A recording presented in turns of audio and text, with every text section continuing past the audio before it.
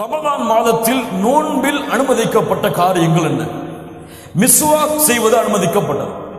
இதற்கென்று நேரம் காலை பொழுதில் தான் செய்ய வேண்டும், காலை எழுந்தவுடன் தான் செய்ய வேண்டும் என்றெல்லாம் சில கருத்துகள் இருக்கிறது. ஆனால் அதெல்லாம் சரியான ஆதாரங்களை கொண்டு எழுதப்பட்ட கருத்துகள் அல்ல. சரியான கருத்து எந்த நேரத்தில் வேண்டுமானாலும் மிஸ்வாக் செய்யலாம். ஆனால் இந்த காலத்தில் நாம் பல் துவக்கக்கூடிய டூத்பேஸ்ட் இது போன்ற காரியங்களை எந்த அளவு தவிர்த்துக் கொள்ள முடியுமோ அந்த அளவு தவிர்த்துக் கொள்வது நல்லது. எந்த அளவு தவிர்த்துக் கொள்ள முடியுமோ அந்த அளவு தவிர்த்துக் கொள்வது நல்லது.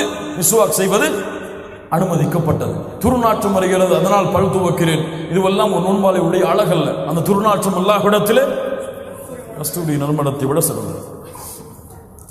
வாய் கொப்பளிக்க அனுமதி உண்டு. வாய் கொப்பளிக்க அனுமதி உண்டு, எல்லை மீறக்கூடாது.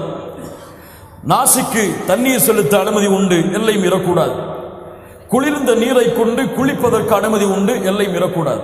அல்லாஹ்வுடைய தூதர் ஸல்லல்லாஹு அலைஹி வஸல்லம் ரமதானுடைய காலங்களில் வெப்பம் அதிகமானால் தலைகளுக்கு தண்ணீர் ஊற்றுவார்கள். அல்லாஹ்வுடைய தூதருடைய வழக்கம் அது. இதுவெல்லாம் ரமதானுடைய மாதத்தில் செய்ய அனுமதி உண்டு. மேலும் ரமதானுடைய மாதத்தில் மருந்துகள் எடுத்துக்கொள்பவர்கள் மருந்துகள் எடுத்துக்கொள்ள வேண்டும் என்ற கட்டாயம் இருக்கிறது. வாய் வழியாக அல்லது வாய் வழியாக எந்த மருந்தை எடுத்துக்கொண்டாலும் நோன்பு முறிந்துவிடும். தொண்டை வழியாக எந்த மருந்தை எடுத்துக்கொண்டாலும் நோன்பு முறிந்துவிடும். ஆனால் இவருக்கு கண்ணுக்கு சொட்டு போட வேண்டும், காதுக்கு சொட்டு போட வேண்டும். இவருக்கு ஆஸ்துமா இருக்கிறது, அந்த இன்ஹேலர் இதை பயன்படுத்த வேண்டும். இப்படிப்பட்டவர்களுக்கு அனுமதி உண்டு. இவர்களுடைய நிலைமையை கருத்தில் கொண்டு இவர்களுடைய உணவு தொண்டை வழியாக இறங்காத காரணத்தால் இவர்களுக்கு காது வழியாகவோ கண் வழியாகவோ அல்லது நாசி வழியாகவோ அந்த மருந்தை செலுத்துவதற்கு அனுமதி உண்டு.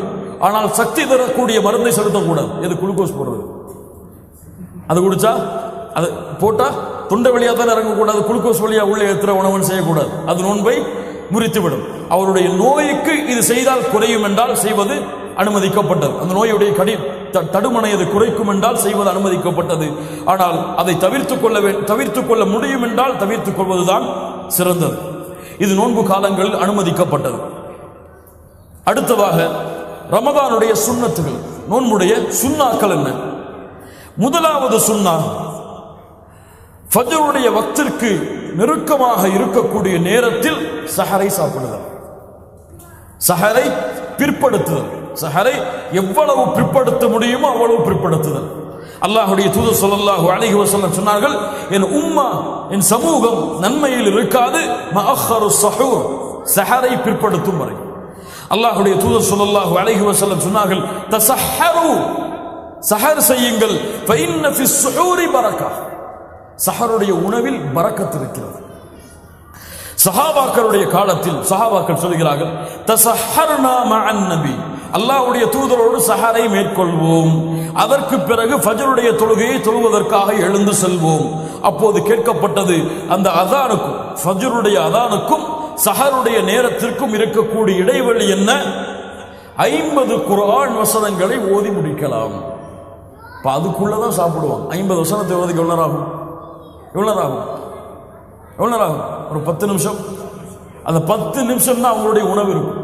எமக்கு 1 மணி நேரம் 1.5 மணி நேரம் அந்த விரட்டிகளை சாப்பிட்டு முடிச்சு இறுதியா அவர் தன்னுடைய கண் அசரும் வரை அவர் உணவை முடிக்காதவை அவருக்கு அந்த நோன்பு செல்லுபடியாகாது என்பது போல சாப்பிடுவார். இது முறை கிடையாது. நோன்புடைய முறை அதிகமாக சாப்பிடுதல் கிடையாது. அந்த குறைவான உணவை சாப்பிடுதல் அல்லாஹ்வுடைய தூதருடைய வழக்கம், சஹாபாக்களுடைய வழக்கம். நமக்கு முழு ஜுஸ ஓதினா கூட சாப்பாட முடியாது. 2 நாளைக்குள்ள சாப்பாட்டை சஹரையே சமைச்சு வச்சிருவாங்க. லா இலாஹ இல்லல்லாஹ். பின்னால் பார்ப்போம் ரமதானிலே சாதாரணமாக செய்யக்கூடிய தவறுகளில். அப்போ சஹர் என்பது நோன்பிலே கடமையான ஒன்று. இதை பிற்படுத்த வேண்டும் இறுதியான நேரம் வரை. சிலர் எம்முடைய நாடுகளில் எப்படி 2 மணிக்கே சஹரை முடிச்சு தூங்கிடுவாங்க. 2 மணிக்கு சஹர் முடிச்சுட்டு தூங்கிடுவாங்க. சஹர் முடிஞ்சிருச்சுல தூங்கிடலாம்னு சொல்லி ஃபஜ்ர் போயிடும். காலைல 10 மணிக்கு எழுந்திருப்பார். இவர் நோன்பாளியா? உண்மையான நோன்பாளியா? நோன்பாளி கிடையாது. இவர் வேஷம் போடுவதற்காக ஏதோ பசிக்காக நோன்பை வைக்கிறார். இவர் அல்லாஹ்வுடைய அச்சத்திற்காக நோன்பை வைத்திருந்தால் ஃபஜ்ர் தொழுகைக்கு சென்று வைப்பார். சஹரை பிற்படுத்துதல் தான் சுன்னா. இரண்டாவது இஃப்தாரை முற்படுத்துதல். இஃப்தாரை முற்படுத்துதல். நம்மளுக்கு இஃப்தாரத்தான் பின்னாடி தள்ளுவாங்க, சஹரத்தான் முன்னாடி தள்ளுவாங்க. லா இலாஹ இல்லல்லாஹ். அல்லாஹ்வுடைய தூதர் ஸல்லல்லாஹு அலைஹி வஸல்லம் சொன்னார்கள், என்னுடைய மக்கள் நன்மையில் இருக்க மாட்டார்கள் மஅஜ்ஜலுல் ஃபித்ர், இஃப்தாரை விரைவுபடுத்தும் வரை. சூரியன் மறைந்து விடுகிறது என்பதுடைய ஞானம் முழுமையாக இருந்தால் அவர் அடுத்து செய்ய வேண்டியது உடனடியாக இஃப்தாரை முறிக்க வேண்டும். இஃப்தார் மூலமாக நோன்பை முறிக்க வேண்டும். பெருத்தமலத்தை கொண்டு முறிப்பது சுன்னாத். அது இல்லை என்றால் தண்ணீர், அது இல்லை என்றால் வேறு பொருட்களை கொண்டு. இப்ப இஃப்தாருக்கென்று தனிப்பட்ட ஒரு துஆ இருக்கிறது. நம்ம என்ன துஆ ஓதுவோம் சொல்லுங்க? அல்லாஹும்ம லக ஸும்து வ பிகா ஆமன்து. இதுவெல்லாம் சஹீஹான அறிவிப்பை கொண்டு வந்த துஆக்கள் கிடையாது. ஹதீஸ் கிரந்தங்களில் ஒரே ஒரு துஆ மட்டும்தான் ஹசனுடைய தரத்தில் இருக்கிறது. சஹீஹுக்கு அடுத்த தரம் ஹசனுடைய தரத்தில் ஒரே ஒரு துஆ இஃப்தாருக்கு என்று இருக்கிறது. இஃப்தாருடைய நேரம் துஆ கேட்பது சுன்னத். அல்லாஹ்வுடைய தூதர் ஸல்லல்லாஹு அலைஹி வஸல்லம் சொன்னார்கள், இஃப்தாரில் கேட்கப்படக்கூடிய துஆ அல்லாஹ்விடத்திலே மறுக்கப்படாது. அவ்வளவு அழகான நேரம். இந்த இஃப்தாருடைய நோன்பை முறிக்கும் பொழுது ஒரே ஒரு துஆவை அல்லாஹ்வுடைய தூதர் ஓதியதாக திருமிதி அபூ தாவூதிலே ஹசனுடைய தரத்திலே பதியப்பட்டிருக்கிறது. பசி சென்று விட்டது. வபதலத்தில் உரூகு, நரம்புகள் நனைந்து விட்டது. வஸபதல் அஜ்ரு இன்ஷா அல்லாஹ், கூலியும் உறுதியாக விட்டது அல்லாஹ் நாடினால்.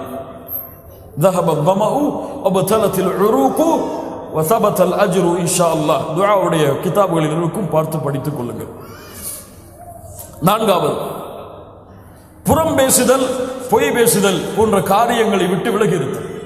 ரமதான் வந்தாதான் இந்த நினைப்பே நமக்கு வரும். நோம்பாளிப்பா பேசாத மற்றவங்களை பத்திமாங்க, நோம்பாளிப்பா பொய் பேசாதம்மா.